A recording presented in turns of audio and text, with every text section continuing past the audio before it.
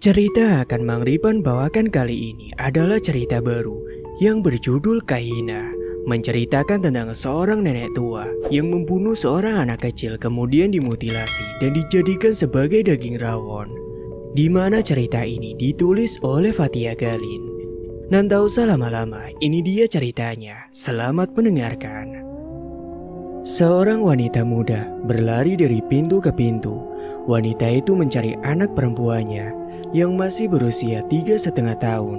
Dia bingung sebab sejak sore tadi si anak belum saja pulang-pulang ke rumah. Anak perempuannya tadi meminta izin untuk main dekat kandang. Bahkan suara kumandang azan maghrib pun Laksmi abaikan. Dia terlalu khawatir dengan anaknya. Dia takut anaknya hilang tersesat di hutan atau jatuh ke sumur. Langit ketika itu mulai gelap. Awan hitam mulai menutupi sebagian langit. Suhu cuaca yang dingin mulai terasa dan membuat permukaan kulit mulai merespon perasaan dingin. Suara azan berkumandang, namun Laksmi tidak berhenti mencari dan memanggil anaknya.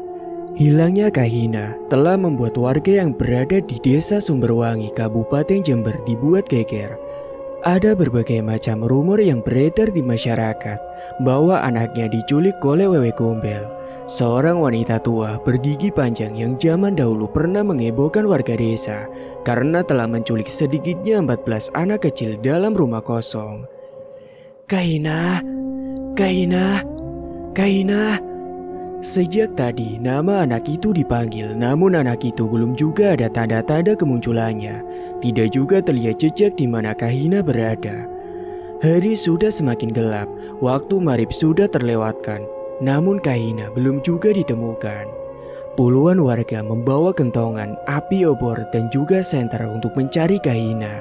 Semua warga mencari sampai ke semak-semak dan ke dalam hutan, namun anak kecil itu belum juga ditemukan. Pencarian ke hutan memang sengaja dilakukan karena khawatir si anak itu masuk ke dalam hutan, lalu tersesat dan tidak tahu jalan pulang ke rumah. Bukan hanya warga saja yang bergerak aktif dalam pencarian, kepala desanya pun ikut turun tangan mencari si anak kecil bernama Kahina itu.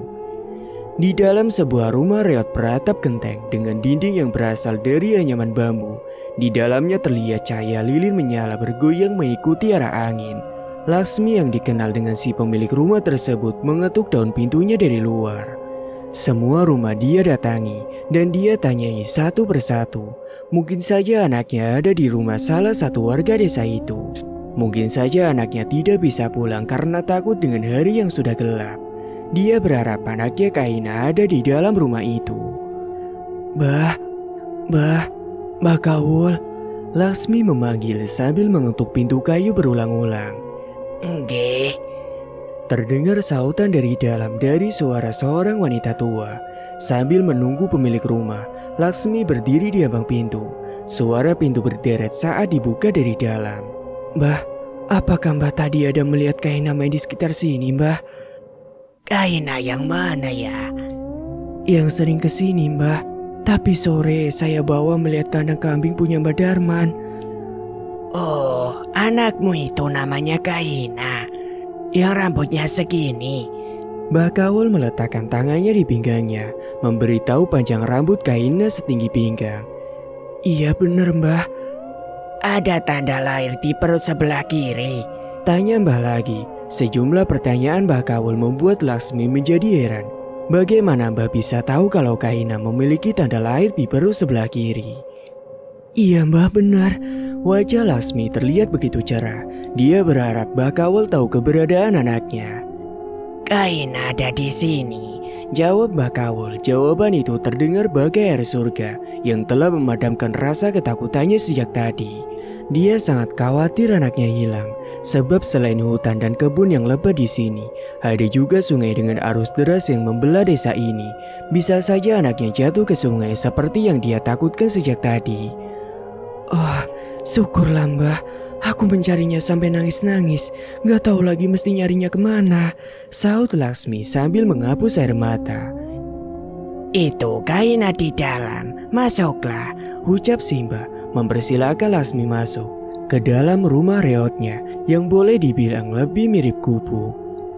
Kahina, Laksmi memanggil anaknya. saat dia sudah berada di dalam ruang tengah Mbah Kawul. Kainanya di mana, Mbah? Tanya Lasmi lagi saat dipanggil. Anaknya sama sekali tidak merespon, tidak menyaut ataupun mendatanginya. Ada itu, Kaina ada di dalam panci, saut Mbah Kawul sambil tersenyum. Maksudnya, Mbah? Tanya Lasmi yang merasa ngeri mendengar jawaban dari Mbah Kawul. Mendengar kata anaknya ada di dalam panci, jantung Lasmi langsung dag-digduk berdebar tidak menentu. Antara takut, ngeri, serta was-was dan juga penasaran. Lasmi bergegas ke dapur. Di area dapur yang tidak berlantai dan hanya beralaskan dengan tanah, dia melihat memang ada panci dengan ukuran besar di sebelah tunggu itu. Lasmi yang merasa penasaran membuka tutup panci, dan saat panci dibuka, benar saja dia melihat tumpukan daging dengan warna yang tidak biasa. Dia memastikan apakah memang benar itu anaknya. Lasmi memutari pandangan matanya ke sekitar dapur mencari petunjuk untuk meyakinkan rasa penasaran serta takutnya. Di atas meja dia melihat tumpukan daun pisang. Saat dia perhatikan di bawah daun pisang itu, dia melihat ada baju anaknya yang masih berlumuran dengan darah. Dan di sebelahnya ada bumbu rawon yang baru saja selesai diulek. Sontak Lasmi pun berteriak histeris menjerit pilu setelah dia yakin bahwa daging di dalam panci itu adalah anaknya Kaina. Melihat kondisi anaknya yang telah dimutilasi menjadi daging yang telah terpotong-potong. Sholat Isya di Langgar baru saja selesai. Usai mengucapkan salam, para jamaah Langgar dibuat terkejut. Terdengar suara seorang wanita yang berteriak. Dari suara itu mereka tahu bahwa itu adalah suara Lasmi, ibu Kaina, yang sejak tadi mencari anaknya yang hilang. Itu suaranya Lasmi, tanya salah seorang jamaah di Langgar. Iya, itu seperti suaranya Lasmi, saut yang lainnya. Apa mungkin anaknya sudah ketemu? Yang lainnya ikut menimpali. Teriakan histeris itu tentu saja mengundang puluhan orang berdatangan. Mereka yang baru saja usai melaksanakan sholat Isya terkejut dan bergegas mendatangi sumber suara yang sepertinya berasal dari rumah Mbah Kawul. Semua orang yang mendatangi Lasmi benar-benar dibuat terperangah saat melihat tubuh Kaina yang telah dimutilasi dengan begitu keji. Beberapa bagian tubuhnya sudah dimasukkan dalam panci dalam keadaan sudah dicuci bersih. Terlihat benar-benar siap akan dimasak oleh wanita tua yang sebenarnya tidak mereka sangka sama sekali akan melakukan kegilaan seperti ini. Melihat Lasmi bersimbah darah memeluk baju anaknya, kontan saja semua orang marah melihat perbuatan Mbah Kawul. Mereka pun yang geram, segera mengambil tindakan dengan mengikat kaki dan tangan wanita tua tersebut dan tidak menggubris serengekannya sama sekali. Dasar iblis! Teriak salah seorang warga sambil meludah ke wajah wanita tua tersebut. Kita apakan wanita ini, Pak Kepala Desa? Tanya warga pada kepala desa yang saat itu sudah berada di lokasi. Kita bawa saja dulu ke balai desa. Besok pagi kita antar ke kantor polsek, ucap kepala desa pada warganya. Tubuh wanita tua yang telah terikat itu dimasukkan ke dalam kerangkeng kurungan anjing. Sementara masyarakat yang telah berkumpul di depan rumah Mbah Kawul bermufakat agar malam ini mereka akan mengkafani jenazah Kaina dahulu, mensolatkan serta memandikannya. Usai menyelesaikan fardu kifayah untuk Kaina, barulah mereka berpikir untuk membawa Mbah Kawul ke balai desa. Jalanan desa yang gelap dan juga berbatu, ditambah lagi dengan kabut embun. Suasana desa malam itu terasa mencekam. Di bawah lolongan suara anjing malam, jenazah Kaina digendong oleh kakeknya. Semua tubuhnya yang terpisah-pisah dijadikan satu dalam kain kafan. Tidak lagi berbentuk jenazah, melainkan seperti bentuk buntelan daging yang dibungkus dengan kain putih. Pemakaman Kaina di malam hari dilakukan atas saran dari warga serta beberapa tokoh desa. Mereka meminta untuk agar Kaina dikuburkan malam itu juga. Mereka merasa khawatir apabila potongan tubuh itu dibiarkan di dalam rumah sampai esok pagi, itu akan memancing datangnya binatang buas seperti macan tutul atau anjing liar yang memang banyak di desa itu. Para binatang liar memang kerap menampakkan diri di malam hari. Tak jarang sudah ada beberapa warga yang sudah menjadi korban serangan dari binatang buas tersebut. Binatang-binatang itu bisa saja datang masuk, menyerang ke rumah, mengingat bau daging manusia memiliki ciri bau yang khas dan lebih tajam daripada bau daging sapi. Para penggali kuburan malam itu bekerja lebih ekstra. Mereka bekerja secara bergantian, membuat lubang kuburan tempat terakhir bersemayamnya gadis kecil bernama Kahina. Para pekerja penggali kubur malam itu bekerja seakan tidak mengenal lelah. Meskipun malam ini sangat pekat, berbekal satu-satunya pencahayaan untuk mereka bekerja hanyalah pantulan cahaya dari api dari obor. Usai jenazah Kahina selesai disolatkan, puluhan orang laki-laki dan wanita mengikuti pengiringan jenazah, mengantar Kahina menuju peristirahatan yang terakhir. Anak yang malang itu meninggal di usianya yang masih berumur 3,5 tahun. Di tempat lainnya, Bakaul dikeluarkan dengan cara diseret dari kandang anjing. Dia dikeluarkan dengan kondisi lengan yang masih terikat. Usai penguburan jenazah Kahina, warga desa bersepakat untuk menggiring Bakaul. Dia dibawa untuk digiring berjalan menuju balai desa. Hanya dengan berjalan kaki, karena zaman dahulu masih belum ada mobil yang masuk ke desa itu. Sulitnya akses serta pegunungan yang terjal, ditambah lagi lembah tinggi di sebelah kanan dan kiri jalan. Perjalanan yang jauh malam itu hanya bisa dilewati dengan cara berjalan kaki. Perjalanan mereka malam itu melewati perkebunan karet dan kopi yang rimbun. Belum lagi tidak ada penerangan jalan karena akses kabel listrik masih belum sampai ke desa. Di malam itu, puluhan laki-laki dan wanita mengiringi perjalanan mengikuti dari belakang. Bakaul dibawa masih dengan tangan yang terikat ke belakang. Bagian leher dan dada juga diikat dengan seutas tali sebesar tali telunjuk orang dewasa. Wanita itu benar-benar diikat sekuat mungkin agar tidak bisa kabur. Sepanjang jalan, umpatan serta kemarahan bersamaan dengan makian dari seluruh warga diterima oleh Bakaul. Meskipun dia sadar berada dalam status salah, namun dari mimik wajahnya sama sekali tidak ada rasa bersalah ataupun menyesal. Dia terkesan biasa-biasa saja, seperti tidak takut menghadapi puluhan warga yang kapan saja bisa berbuat kekerasan terhadap dirinya. Dasar iblis, seorang wanita meludah ke wajah Bakaul. Kalianlah yang iblis, sahut Bakaul. Kamu bilang aku iblis? Wanita tersebut memaki sambil menarik rambut Bakaul yang berantakan, sampai-sampai wanita tua itu terhuyung. Udah Demi, jangan memperlambat jalan, ini perjalanan kita masih jauh. Kepala desa menegur Demi, wanita yang memiliki dendam kesumat pada Bakaul. Kesal karena mendapat teguran, wanita itu langsung meninju hidung Bakaul hingga mengeluarkan setetes darah dari hidung. Awas kamu, kalau sudah di balai desa, ancam Demi. Bukannya marah atau berusaha balas mengumpat, Bakaul justru malah tertawa terbahak-bahak. Tawanya terdengar sangat mengerikan, membuat siapa saja yang mendengarnya akan bergidik merinding ketakutan. Suara tawanya telah membuat kumpulan anjing mengaum, seolah anjing-anjing itu mendengar tawa seorang iblis. Aku merasa wanita ini punya ilmu hitam, bisik salah seorang dari mereka. Dia berbicara pada kawannya yang berjalan persis di sebelah kiri dirinya. Sedang tangannya memegang lampu obor yang terbuat dari bambu dengan ujung sumbu yang sudah dilumuri dengan minyak. Dari tadi aku juga ingin mengatakan seperti itu. Rasanya sepanjang perjalanan ini kita seperti diperhatikan oleh puluhan pasang mata. Hanya saja tidak terlihat, ucap kawannya yang bernama Toyib. Sedang matanya sejak tadi melihat ke arah kanan dan ke kiri kebun yang gelap. Awan yang mendung malam itu seakan sengaja menutup cahaya sinar rembulan. Malam terasa hitam dan pekat, belum lagi ditambah oleh bunyi-bunyian khas malam. Sautan jangkrik, suara kodok, bunyi burung hantu, bahkan suara musang yang sedang birahi pun terdengar jelas bagai suara kuntilanak yang sedang menangis. Apa aku saja yang sejak tadi mendengar ada suara orang menangis? Tanya Toyib. Aku juga mendengarnya, ucap kawannya. Kemudian menyentuh belakang leher, dia merasa bulu kuduknya berdiri. Puluhan warga lainnya pun juga merasa perasaan was-was yang sama. Setelah 1 kilometer perjalanan, rombongan warga desa Sumberwangi malam itu masih berjalan secara beriringan.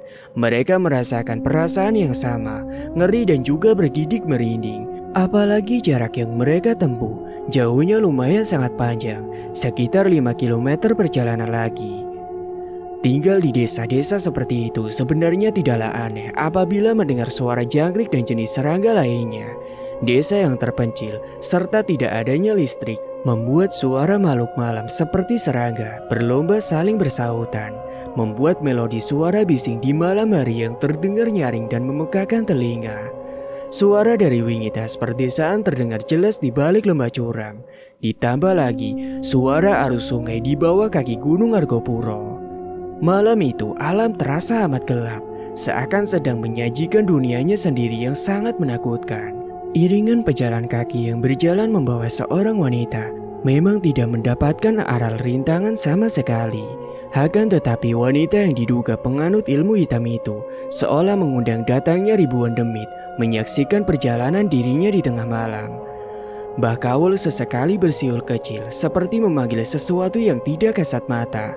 Orang-orang semakin dibuat menjadi ngeri karena perjalanan malam itu memang harus dilanjutkan meskipun dengan penerangan lampu seadanya.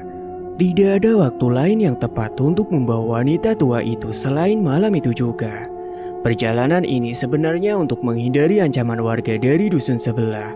Mereka dengan terang-terangan mengancam nyawanya Mbah Kawul, dan atas inisiatif kepala desa lah Mbah Kawul diungsikan untuk menghindari dari amukan warga.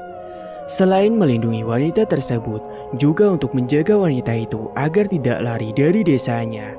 Tempat yang paling aman untuk membawa serta menyembunyikannya adalah ke balai desa. Sampai besok pagi, apabila ada mobil dari kecamatan datang mengangkut penumpang, dia akan langsung diikutkan dibawa ke kecamatan Sumbersari untuk dibawa ke polsek setempat. Malam itu, kisah Mbah Kawul dengan cepat tersebar ke seluruh penjuru desa. Warga dibuat geger karena wanita itu ingin menjadikan korbannya sebagai santapan pengganti daging rawon. Ejekan warga terhadapnya sejak dahulu benar-benar telah menjadi kenyataan. Karena kegemaran Mbah Kawul memakan daging rawon dan selalu datang meminta ke rumah orang. Apabila dari rumah tersebut dia mencium ada aroma dari masakan rawon, itulah mengapa sebagian warga menggelari Mbah Kawul dengan sebutan mengejek dengan nama Mbah Rawon.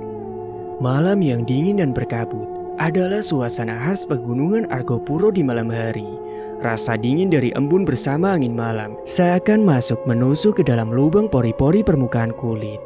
Malam itu, di desa yang masih belum secanggih seperti zaman saat ini, hiburan warga masih seputar radio berbaterai yang lebih sering memutar tembang suara lagu uyon-uyon yang pada zaman itu sangat disukai oleh kalangan orang tua. Sedangkan anak-anak dan remaja masa itu lebih suka memilih tidur. Para ibu-ibu kalaupun terpaksa suka mendengar radio, memutar acara siaran yang lain. Para ibu-ibu mencari gelombang dari radio yang menyajikan siaran-siaran populer seperti acara sandiwara. Tidaklah heran di zaman itu setiap rumah setidaknya memiliki radio bisa sampai 2 atau 3 unit. Itu dikarenakan mereka suka mendengarkan acara siaran radio yang berbeda pada saat jam-jam tertentu secara bersamaan. Gambaran masa itu mungkin sebagaimana gambaran ibu-ibu masa kini yang kerajinan menonton acara sinetron di televisi. Sementara tembang lagu uyon-uyon tetap bisa didengarkan dengan khidmat oleh lelaki. Kepopuleran lagu uyon-uyon merambah sampai kemana-mana, meski sebagian yang lain barangkali tidak suka mendengarnya. Namun saat malam hari, lagu itu sering diperdengarkan pada anak-anak sebagai pengantar tidur. Itu adalah gambaran zaman saat itu, karena satu-satunya hiburan yang menghubungkan dunia luar hanyalah radio. Suasana mendengarkan radio sangat terdengar akrab di telinga semua warga desa. Suasana seperti itu terbangun di antara tahun 1970-an sampai tahun 1980-an. Dengan sendirinya, radio pun menjadi barang wajib yang dimiliki oleh tiap keluarga di desa Sumberwangi. Orang-orang yang malam itu membawa dan mengiringi perjalanan Mbah Kawul semakin lama mulai merasakan rasa takut serta resah. Penerangan di jalan sudah mereka usahakan dengan maksimal. Namun itu semua tetap saja tidak menghilangkan perasaan takut serta was-was yang mereka alami. Selama dalam perjalanan, rasa kekhawatiran mereka sangat besar. Takut akan diganggu oleh makhluk halus ataupun mendapat serangan dari binatang buas. Para warga sangat merasa takut mengingat sudah ada beberapa orang yang sudah menjadi korban dari serangan macan pohon atau macan tutul. Serem, Ini udah tengah malam. Biasanya di jam seperti ini, kuntilanak, demit, macan pohon bakal keluar semua. Hus, omonganmu itu loh. Hati-hati, jangan sembarang ngomong. Jangan sampai penunggu hutan mendengarnya. Atau mereka benar-benar akan datang mengganggu kita. Aku takut lah bang. Keluh seorang anak muda berkopiah hitam memakai sarung berwarna hijau. Sedangkan di tangan kanannya memegang puntung rokok yang masih menyala. Padahal dia tidak merokok. Loh, kamu sekarang merokok, Kip? Enggak, geleng Toyib mengelak. Lah tuh di tanganmu ada rokok. Ini buat pegang aja. Kata lekku merokok itu bisa bikin hantu takut. Takutnya di mana? Hantu kan tercipta dari api. Kalau dia ngelihat aku makan api, dia pasti takut. Ucapnya dengan wajahnya yang polos, tampak begitu serius. Emang kamu pikir hantu itu bodoh? Dia juga punya akal kayak manusia. Ucap kawannya sambil mencita kepala Toyib. Aduh, mana masih jauh lagi. Kenapa harus malam kayak gini sih? Keluh salah seorang lagi. Kawannya yang diajak berbicara hanya mengangkat bahu. Ini semua idenya dari Pak Kades. Kenapa nggak dieksekusi di sana saja tadi? Kan bisa cepat beres. Mas, dia itu kan manusia. Gak bisa sembarangan asal eksekusi. Manusia? Tapi kalau kelakuannya kayak binatang buat apa? Tetap aja bukan manusia. Bantah salah seorang lagi. Malam itu ada sekitar 30 orang lebih yang ikut dalam iring-iringan berjalan mengawal Mbah Kawul menuju ke balai desa. Di antara mereka ada yang menaiki sepeda ontel. Dari banyak yang mengiring, sebagian ada juga dari kaum wanita. Mereka ikut mengiringi perjalanan. Perjalanan mereka malam ini sengaja dilakukan dengan cara berkelompok. Apabila terpisah, mereka khawatir akan mendapatkan serangan macan tutul. Karena macan tutul juga termasuk binatang yang aktif di malam hari. Sepanjang perjalanan di antara mereka ada yang sambil bercerita dan juga bergosip tentang Kaina. Bahkan ada juga yang ada meyakini bahwa Mbah Kawul sedang mendalami praktek ilmu hitam. Itulah mengapa selama ini wanita tua itu terlihat sangat aneh, padahal sebenarnya dia waras. Sampai para warga mengira Mbah Kawul mengalami gangguan jiwa. Aku sama sekali tidak menyangka Mbah Kawul bakal berbuat seperti itu. Langkah terus berjalan, kobaran api dari lampu obor kadang bergoyang digoda oleh angin. Beberapa di antara mereka memperhatikan semak-semak, khawatir akan ada macan yang mengintai. Matamu kenapa sih dari tadi petelengan kesana kemari? Aku takut macan, Kang. Cuma macan doang aja takut. Itu masalahnya, Kang. Ada banyak cara sebenarnya agar bisa terhindar dari binatang buas seperti macan tutul Jawa yang terkenal sangat beringas. Jika kita pernah belajar tentang bagaimana cara bertahan saat akan diserang hewan buas seperti singa, kita akan disuruh menatap matanya agar singa merasa diancam. Tapi apabila bertemu dengan macan tutul, maka teorinya akan berbeda. Jika menatap mata macan tutul, hewan buas itu malah akan menganggapnya sebagai sebuah tantangan beradu serangan. Satu-satunya cara adalah jangan pernah tatap bola matanya, tapi buatlah posisi tegap supaya terlihat lebih besar. Jangan membungkuk apalagi membelakangi. Satu-satunya cara adalah membuat gaduh, supaya macan tutul merasa tidak nyaman dan takut. Perjalanan malam itu awalnya lancar-lancar saja, namun tiba-tiba dikejutkan oleh suara teriakan seorang lelaki. Dia datang berlari ke arah rombongan, sedang tangan kanannya terlihat mengangkut celuri tajam. Cucuku mati, kamu juga harus mati. Suara itu terdengar sangat lantang. Ternyata lelaki itu telah sejak tadi berlari mengejar rombongan untuk mendatangi Mbah Kawul. Dari raut wajahnya terlihat sangat geram, sedang di tangan kanannya menggenggam erat celurit yang sudah diasah sebegitu tajamnya. Lelaki yang berlari tersebut adalah kakek dari gadis kecil, Kahina, atau bapak dari si Laksmi. Awas, awas, jangan ada yang coba-coba berani mendekatinya. Salah satu rombongan mencoba memperingati. Orang-orang yang menyaksikan nampaknya tidak ada yang berusaha untuk menahan amarah dari Lekmin. Dari wajahnya terlihat jelas aura marah bergejolak. Siapa saja yang mencoba menghalangi bisa saja jadi bernasib naas.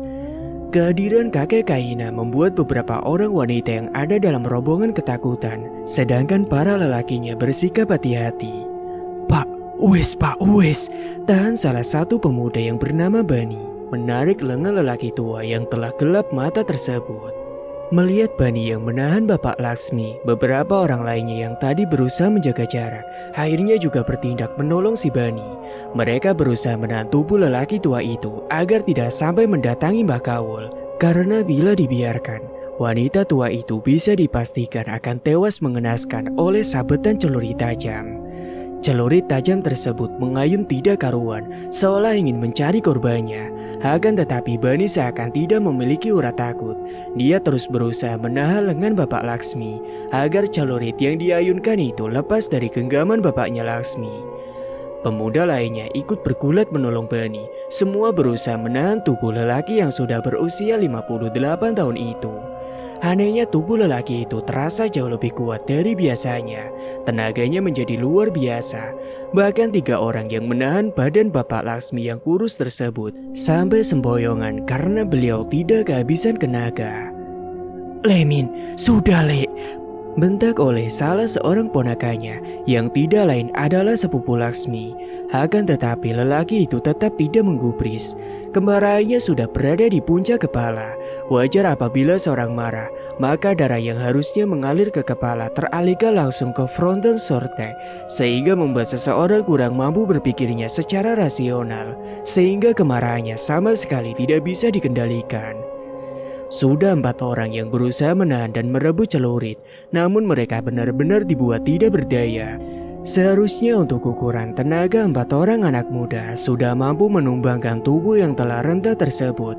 Akan tetapi tubuh tua itu sangat kuat dan tangguh, bahkan sampai membuat mereka semua harus jatuh ke tanah. Eling. Lelaki yang lebih sering disapa Lekmin tersebut seakan tidak peduli dan tidak mau mendengarkan himbauan warga. Lekmin seakan memiliki kekuatan tenaga yang berlapis-lapis. Orang-orang berkata Lekmin sepertinya telah kerasukan setan karena kekuatannya benar-benar tidak wajar.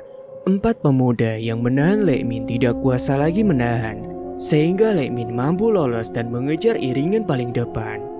2 orang yang memegang Mbah Kawul tidak mau ambil resiko, mereka melepaskan Mbah Kawul. Akhirnya Mbah Kawul dan Bapak Laksmi pun saling berhadapan. Dengan disaksikan puluhan orang, Lekmin mengayunkan celuritnya yang tajam tepat di kepala Mbah Kawul. Semua orang sontak berteriak histeris, terutama kaum wanita. Mereka membayangkan kepala ditebas, darahnya akan mengucur. Akan tetapi, semua yang mereka pikirkan di luar dugaan. Celurit Lekmin bahkan tidak mampu menggores kulit nenek tua tersebut meskipun hanya sedikit. Merasa musuhnya bukan orang biasa, Lekmin justru semakin menggila.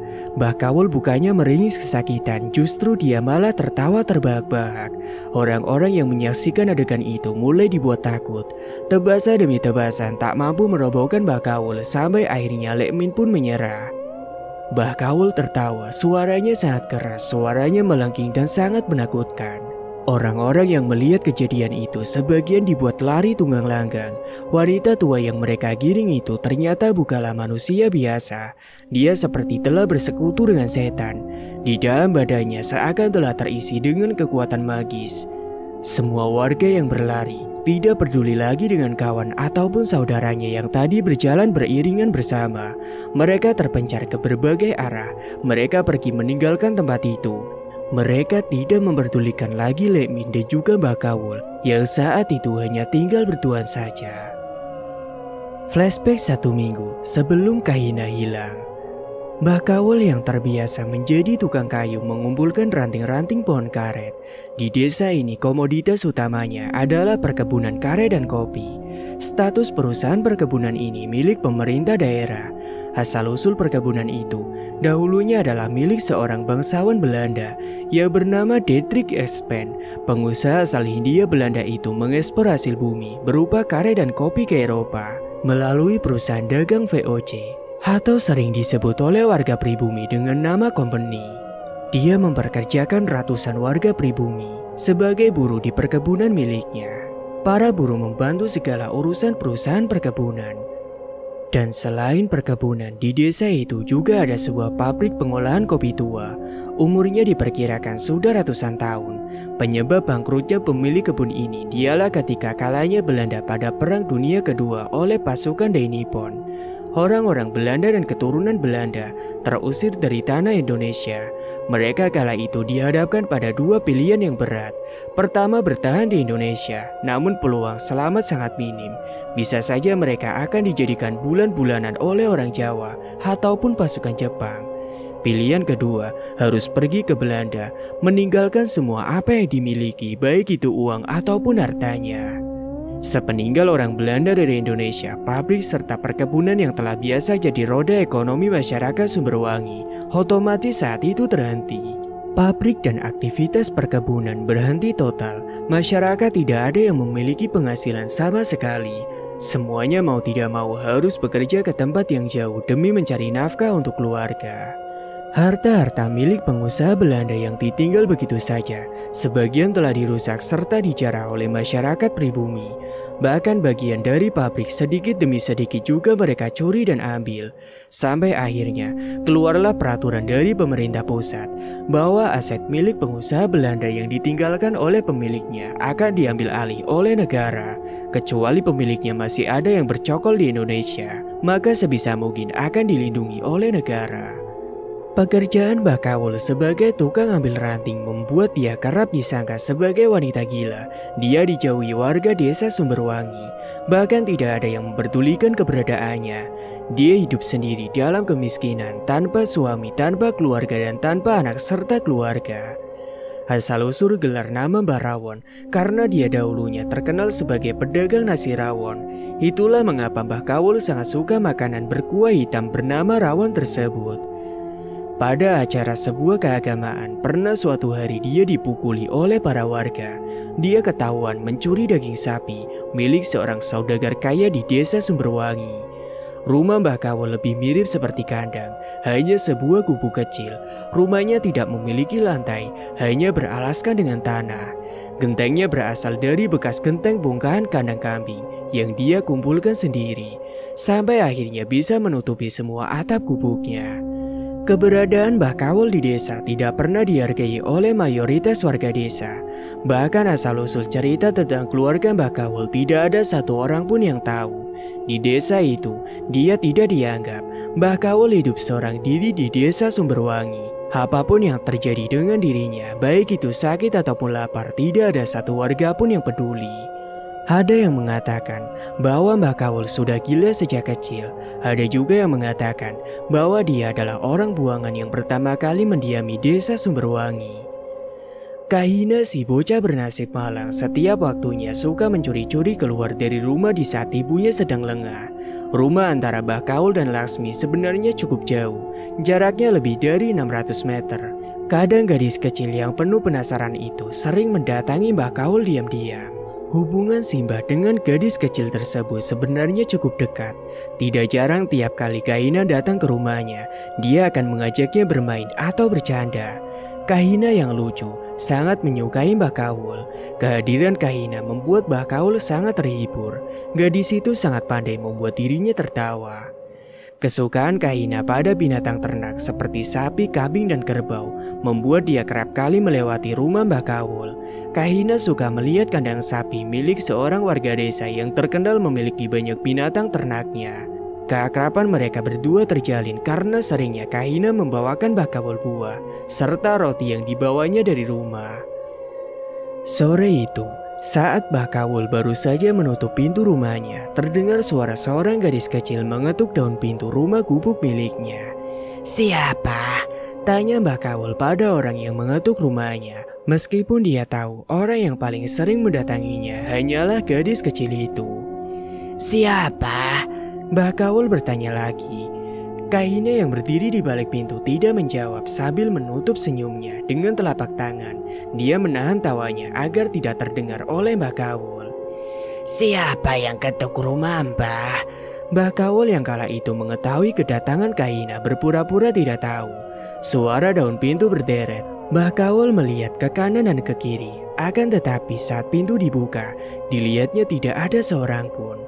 Merasa dia sedang dikerjai, Mbah Kawul berniat ingin menutup pintu rumah. Saat hendak menutup pintu, tiba-tiba Kahina muncul dan menggelitik pinggang Mbah Kawul dengan telapak tangan mungilnya. Si Mbah pun langsung tertawa dan memeluk Kahina. Loh, ada gadis kecil toh. Goda Mbah Kawul. Mbak pernah makan permen ini enggak? Kahina mengeluarkan 3 buah permen dari kantong celananya. Itu permen apa? Kahina membuka 1 bungkus permen tersebut dengan giginya yang terlihat ompong di bagian depannya. Setelah permen dibuka, dia memberikannya pada Mbah Kawul. Gadis kecil itu tertawa lucu saat melihat Mbah Kawul mencium bau permen lalu menjilatnya. Mbak nggak punya gigi, Mbak nggak bisa menggigitnya. Suara Mbah Kawul serak ke suara orang tua. Gak usah digigit Mbak, diisap aja. Mbah Kawul pun mencoba mengikuti apa yang diperintahkan oleh Kahina. Dan permen yang dia cicipi ternyata malah tertelan hingga membuat Mbah Kawul tersedak. Kahina yang menyukai Mbah Kawul malah tertawa lepas, begitu juga Simba. Dia juga tertawa lepas penuh bahagia.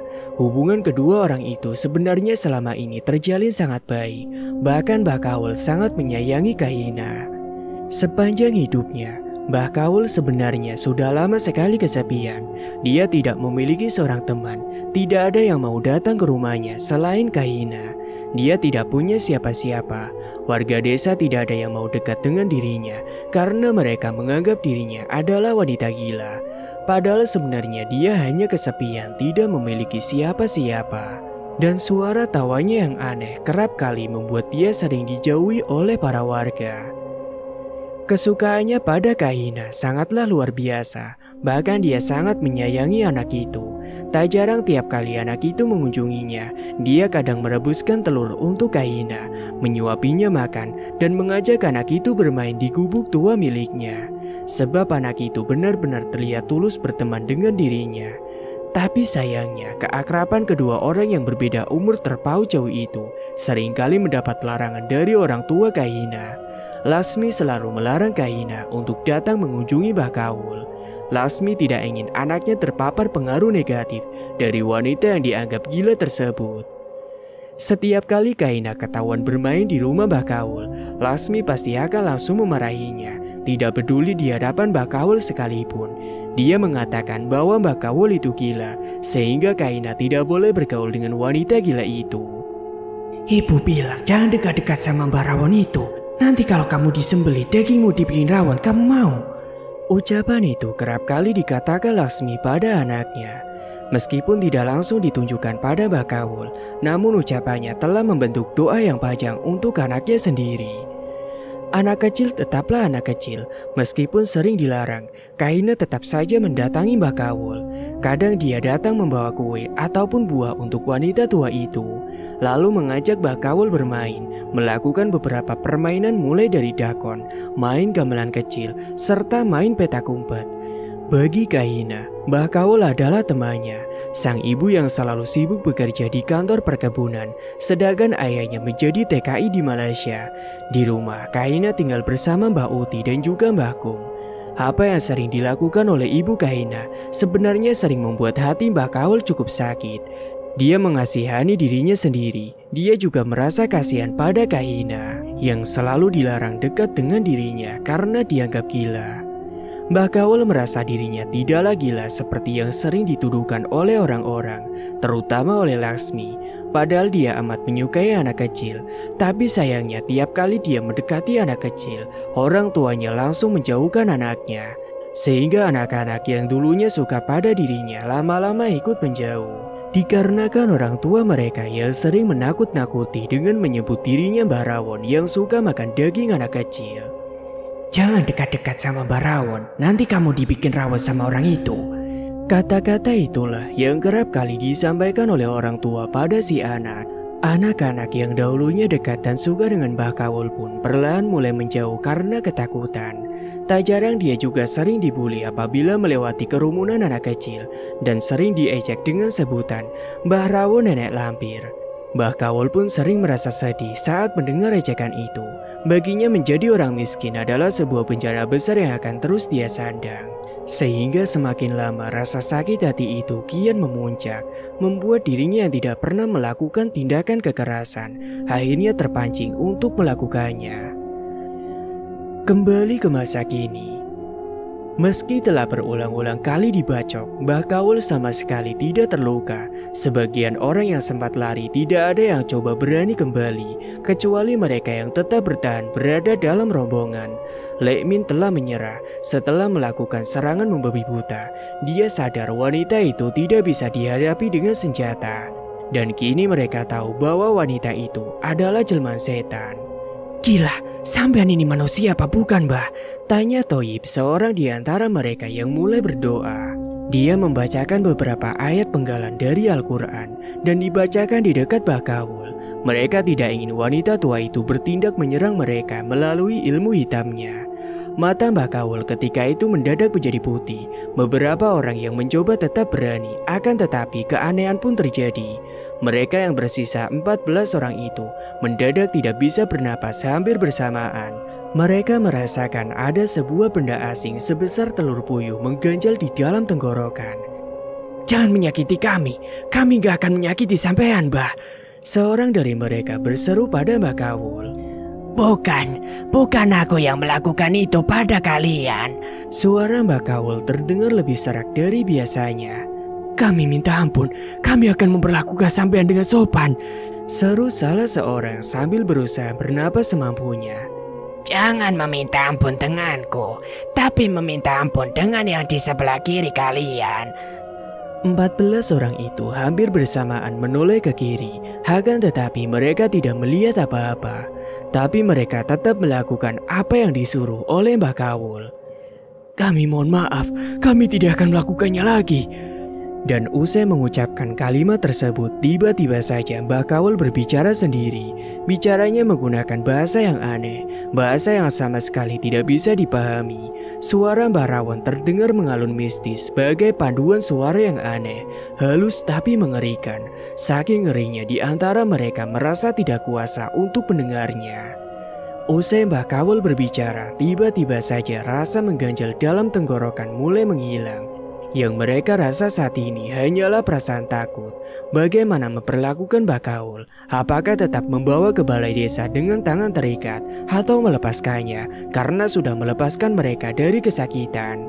Mbah Kaul yang awalnya diperlakukan tidak manusiawi saat ini diperlakukan dengan lebih sopan dan juga hati-hati. Demi menjaga keselamatan mereka, di antara mereka ada yang berinisiatif untuk melepas ikatan tali Mbah Kaul.